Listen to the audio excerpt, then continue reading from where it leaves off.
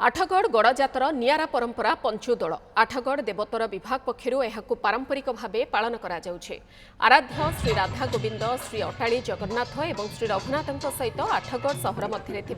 चारि ठाकुरों विमान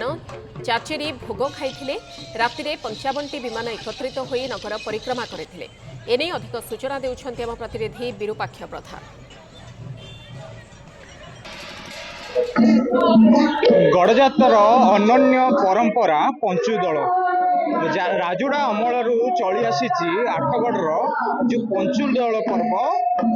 प्रति दोल पूर्णिमा जो दोल यात्रा होता बेले ये राजा शासन समय पंचुदोल यात्रा प्रजा यात्रा बोली कहुए। आम सहित अच्छा आठगढ़ अंचल विभिन्न वर्गर लोक अच्छा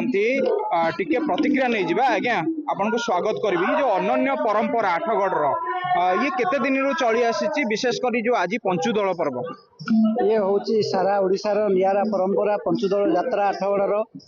राजराजाड़मर चली ये जो पुराना राजबाटी भितर राधाकृष्ण मेलन हुए ये आखपाखर पाखापाखि 50 रु 55 विमान आसती ये हूँ नियारा परंपरा ये पंचुदोल यात्रा हुए। निश्चित भाव में आज्ञा कहे ये जो यात्रा ता संग को जो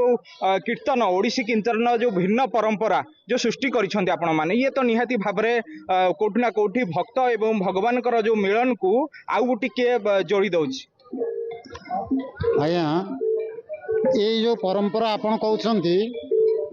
आज नुहे 2008 मसीह आम संगठित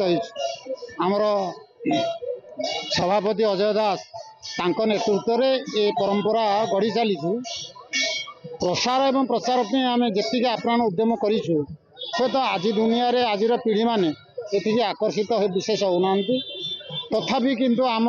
जिद आम अटल आज नुहे ये जो यात्रा को आमर किसी ना आठगढ़ सब कलेक्टर अनुमति क्रमे से आम कि खोराक दौरान ता भितर आम परंपरा हिसाब से ये आसिक प्रति वर्ष ये भाया निश्चित भाव में आप शुणुले प्रथम आज्ञा राजा समय यात्रा परवर्ती अवस्था देवोत्तर विभाग को जाइए जो कीर्तन केते मंडली जोग देइछन्ती जो परंपरा रही कौन भिन्न परंपरा रही आठगढ़ आज्ञा गोटे भिन्न परंपरा सारा ओडिशा रे आप शुणिले आश्चर्य आठगढ़ परंपरा हूँ 17 दिनिया दोल 17 दिनिया दोल बोले फगुण दशमी टू आरंभ हो प्रायतः बारुणी पर्यंत चले राजा निर्देश आठगढ़ गड़जातर प्रत्येक दिन 4-5टी ग्राम यात्रा हुए एवं पंचुदोलर महात्मा है पंचुदोल कौन से ग्रामांचल यात्रा हुए ना ग्रामांचल समस्त दिय ये आसती एवं से पुराना परंपरा जोटा था मेलन एवं दोल मेलन को उज्जीवित करने आम 8 मसीह गोटे स्टेप नेलु एवं आमको प्रशासन सहयोग कला स्थानीय मुरबी युव नेता माने एवं राजनैतिक नेतृवृंद आठगढ़ जनसाधारण समस्ते आमको बहुत साहाय्य सहयोग कर देखो बर्तमान जो परंपरा आप देखो राजा राजड़ा मूल जहाँ थिला बर्तमान प्रचार प्रसार अधिका मात्रा बर्तमान आमर जो मैंने दायित्व अच्छा आम सभापति हूँ संपादक बहुत आगू ने जो कथा कहते युवपीढ़ी एक्चुअली युवपीढ़ी जदि चाहिए ताले यात्रा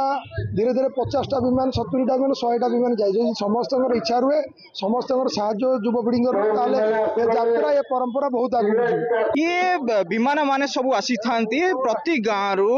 बाबा धवलेश्वर आरंभ करी सर्पेश्वर समस्त दिय एठी जो आसती राजनगर आसती एठी